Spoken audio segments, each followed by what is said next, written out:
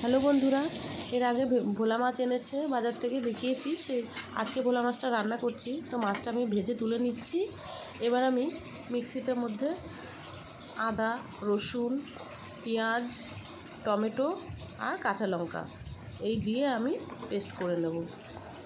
এটা আমার মশলা করে নিলাম। এবার আমি ওই তেলের মধ্যে শুকনো লঙ্কা, জিরে, তেজপাতা দিয়ে পেঁয়াজ ভেজে নিচ্ছি। তো পেঁয়াজটা যে ভেজে নেওয়া হয়ে যাবে, এখন আমি মশলাটা দিয়ে দেব। মশলাটা দিয়ে ভালো করে কষিয়ে নিচ্ছি। এর মধ্যে দিয়ে দিলাম লবণ স্বাদ মতন, হলুদ দিয়ে দিচ্ছি। এবার আমি দিয়ে দিলাম জিরের গুঁড়ো, ধনের গুঁড়ো। এইভাবে ভালো করে মশলাটাকে কষিয়ে নিচ্ছি। ভালো করে কষিয়ে নিয়ে এবার আমি একটু রেড চিলি দিয়ে দিলাম, কাশ্মীরি লঙ্কার গুঁড়ো। এটা কালারটা ভালো আসবে। তো এইভাবে আমি দিয়ে কষিয়ে নেওয়া হয়ে গেছে, জল দিয়ে দিয়েছি।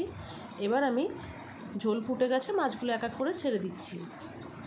এইভাবে তোমরা বাড়িতে রান্না করে খেয়ে কমেন্টের মাধ্যমে অবশ্যই জানাবে কেমন রান্নাটা হয়েছে। নামানোর আগে ধনেপাতা দিয়ে নামিয়ে নিলাম। গরম গরম ভাতে খুব ভালো লাগবে খেতে। তো তোমরা অবশ্যই আমাকে কমেন্টের মাধ্যমে জানাবে।